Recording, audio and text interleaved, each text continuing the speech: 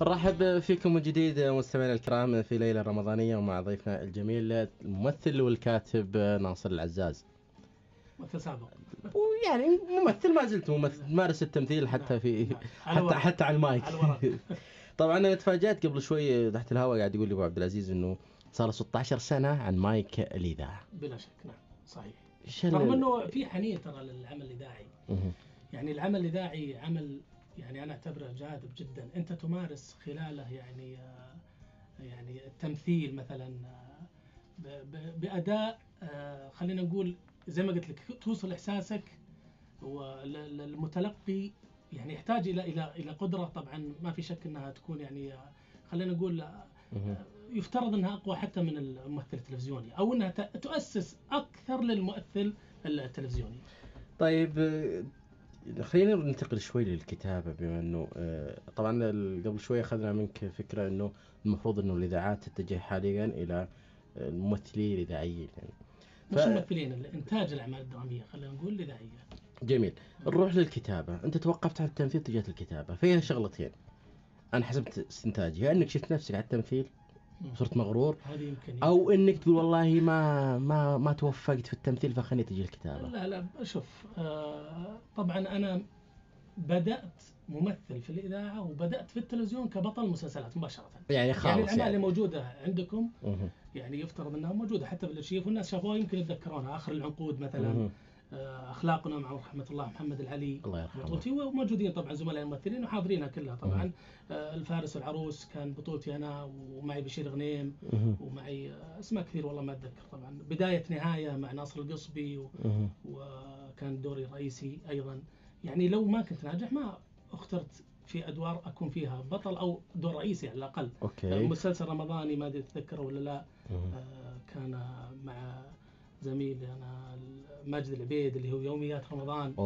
هذا أتذكره. فهذه برضو كان أعمال كلها بطولتي والحمد لله. ليش توقفت دام أنت يعني وصلت للمرحلة كنت أنت بطل؟ يعني في فترة زي ما قلت لك كان في ظروف اجتماعية كانت بسيطة وتجاوزتها بشكل سهل. يعني ما كان في كان يعني بصريح العبارة والدي مريض ذاك الفترة، واضطريت أنا وإخواني أيضا نكون ملازمين يعني فترة له، فزال لي التوقف حقيقة يعني. كنت في نية إني ممكن أرجع يعني، لكن لما بدأت الكتابة يعني جت الكتابة مباشرة. يعني حتى وأنا أكتب مثلا مع طاش فكرة كتابك شلون بدأت؟ كنت يعني أبي إنه شلون تجد الكتابة. لا أنا عرفني ليش توقفت. أنا أقول لك في الأعمال اللي كنا نمثلها كنا نشارك أيضا في كتابة بعض المشاهد. وأنتم كممثلين تشاركون في الكتابة. جميل. وكذا ونعدل على بعض المشاهد وكذا. طبعا مع الخبرة اللي تكونت هذاك الوقت، ومع الدورات والورش اللي كنا ندخلها لإعداد الكتاب، هذيك خلينا نقول تسقل الموهبة. طبعا الكاتب يحتاج إلى أنه يكون عنده موهبة حقيقية قبل ما يسقل. يعني هذا بلا شك يعني. ليش؟ لأنه مش أي واحد يعني الدورات لوحدها أو التخصص الأكاديمي لوحده لا يكفي أنه توجد كاتب درامي، ولا لما كان الكتاب الدراميين قلة على مستوى العالم كله. يعني أنت لما تشوف حتى في أمريكا ما ينتجوا إلا 100، لم يتجاوزوا 100 فيلم في السنة لقلة كتاب السيناريو. ليه؟ ورغم أنه كم هائل يخرج من الكتاب أيضا على مستوى العالم العربي. عندنا خلينا نستشهد بمصر، هي طبعا بلا شك هي الأثرى في العالم العربي من حيث الإنتاج الفني والتاريخ.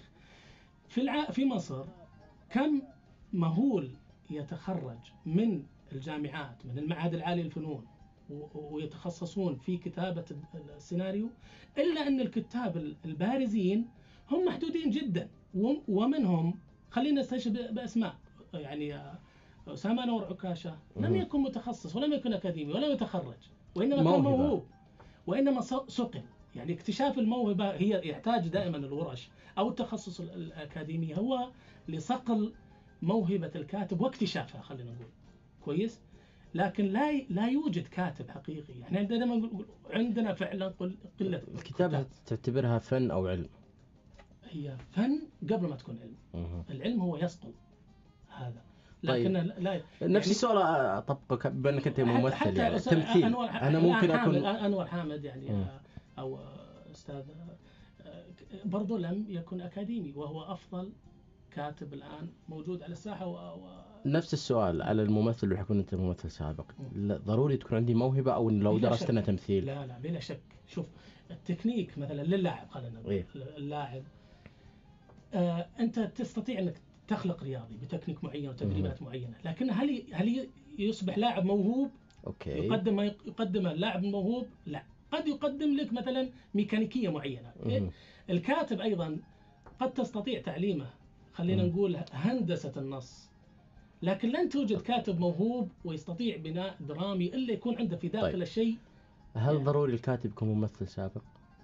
لا، بس هذه تساعد كثيرا على أن أنت يعني شو الميزة فيها؟ أنا أقول لك، أنت عشان أوصل يعني أنا مثلا كممثل سابق يصل ما أكتب للممثل بشكل أسلس، يعني إحساسي كممثل موجود على الورق، فيصل للممثل ويصل للمخرج بشكل كويس، ينفذه بشكل كويس. أيضا إحساسك للجملة اللي أنت تكتبها هذا شيء مهم جدا. يعني أنا لما أقولها كممثل أنا أمثلها وأنا أكتب، يعني تخمس شخصية تأديها بينك وبين نفسك، لازم تعيشها.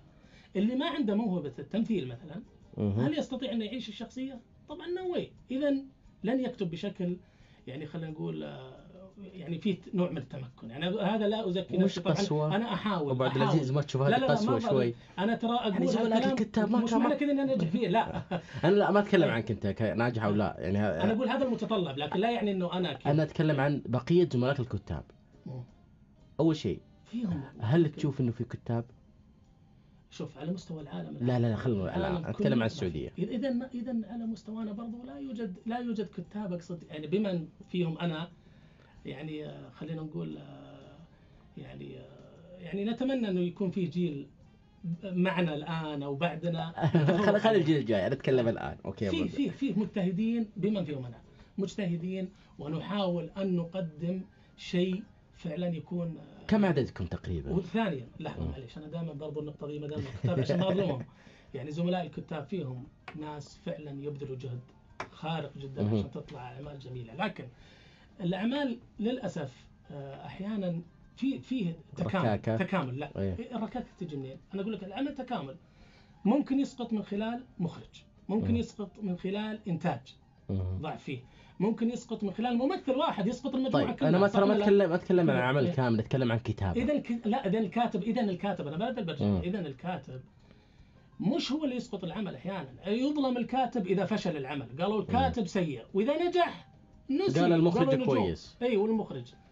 وهنا المشكلة، يعني الكاتب تلقى يجتهد ويسقط منه مشهد أو يسقط منه مثلا، أو يجي ممثل وللأسف يؤدي بشكل سيء، وفي النهاية يتحمل الحمل. متى ممكن خلينا ناخذ سعد زميلنا منفذ سعد الثابتي، نفرض انه حب يكون كاتب، متى راح اقول والله يا سعد كاتب؟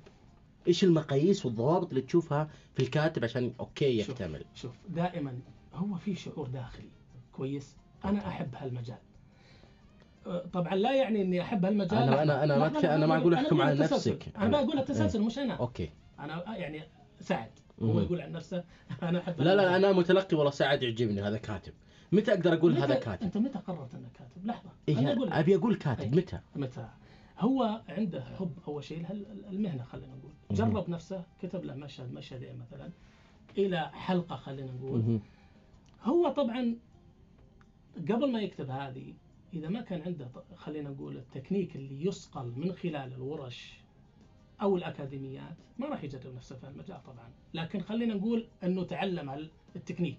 اذا يعني حرصه خليه يتعلم. لحظه يكتشف بعد ما يكتب، مش هو يكتشف، مش عليه هو انه يكتشف من يقرأ هذا النص، هل هو كاتب متمكن او لا.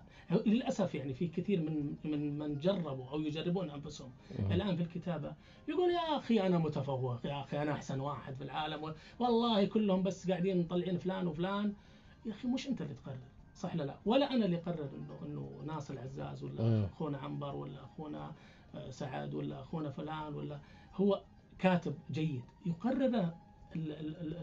خلينا نقول المخرج اللي يقرأ النص في البداية، الممثل اللي يقرأ النص، هذول اللي برضو عناصر العمل الرئيسية، هم يقررون هل أنت فعلا كاتب تستحق أنه يقدم عملك أو لا. باختصار عشان نقول يعني أول خطوة أنه كبداية انه يشوف في نفس القدرة انه يكتب او لا. بلا شك هذا متعلق فيه شخصيا الكاتب نفسه. نعم. وبعدين يحكمون عليه المتخصصين. نعم. لكن برضو يحتاج منطقة. الى الدراسة. يحتاج الى دراسة. طبعا هذه مهمة جدا. اصلا يعني الدراسة هي عبارة عن ايش؟ انت تعلمك التكنيك حق طيب. لكن اذا ما كان عندك موهبة حقيقية زي ما قلت لك البناء الدرامي اللي هو تمثيل او احساس، احساسك انت عشان تبني قصة متماسكة. يعني حتى في مجال القصة او الدراما، المقومات هي نفسها، بداية نهاية عقدة حل إلى آخره. لكن في الكتابة الدرامية تختلف، التفاصيل تختلف تماما. لذلك مشكل من يكتب قصة معليش ممكن يكتب أيضا دراما مختلف تماما. أوكي. وعبد العزيز درست؟ إيه بلا شك. درست جمعية ثقافة الفنون. كان أنا دائما أحب أذكر الأسماء عشان ما يكون كلامي مجرد يعني. أذكر في أول ورشة كانت عقدت، كان اللي درسنا فيها الله يذكره بخير الأستاذ إبراهيم حمدان، الأستاذ سمع العاني، عامر الحمود، عادل سلامة. هذولي خلينا نقول من ضمن الورش اللي أخذناها هذا كل وقت عن السيناريو. بس هل معنى كذا كل اللي هل هذه كافية؟ لا، أنت لما تدرس يعني زي ما قلت لك أنت حاب المجال. هل دراستها بمعنى دراستها دورات قصيرة وورش عمل أو دراسة أكاديمية؟ لا لا لا لا أبدا لا تكفي. يفترض أنك تتعب على نفسك أكثر، تقرأ وتقرأ نصوص أيضا محترفين. هنا ذاك الوقت خلاص رسمت. مين في كتاب غير نصر عزاز أدخل موجودين كثير، وكل الزملاء والله جيدين. أذكر الناس ما يعني على حمزة، عنبر الدوسري، المدهش، سعد وعنبر وعلاء، مسيهم بالخير طبعا كلهم. أنا والله خاف درسوا معاكم. أنا باللي درسوا أبغى أتذكر. لا ما درسوا. لا بس أكيد إنهم طبعا، لا أكيد إنهم يمكن ما نصنفهم كتاب يعني. لا ليه؟ أنا أسأل. ممكن يكون درسوا في أماكن، لازم يكون درسوا معي أنا. لا بالجهة هذا. طيب عبد العزيز أعتذر منك. إنه تعب على أنفسهم. أنا أعتذر منك بس عندنا فاصل. وتوفقني. لا والله ونعم فيهم. متواصلين معكم مستمعينا الكرام، ولكن فاصل بسيط ونرجع لكم.